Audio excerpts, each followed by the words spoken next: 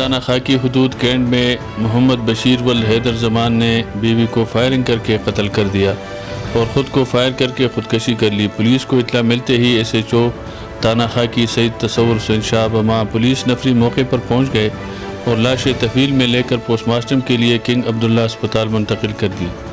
جاں بحق ہونے والے میاں بیوی کو پوسٹ مارٹم کے بعد ورثاء کے حوالے کر دیا گیا۔ ذرائع کے مطابق شوہر مقتول کچھ عرصے سے ذہنی مرض میں مبتلا تھا، جس نے گزشتہ روز فائرنگ کر کے بیوی کو قتل کرنے کے بعد خودکشی کر لی۔ ایس ایچ او تانہ خاکی پولیس سید تصور حسین شاہ بما جملہ ٹیم اس حوالے سے تفتیش کر رہی ہے۔ شیخ نذیر، نمائندہ شمال نیوز، مانسہرہ۔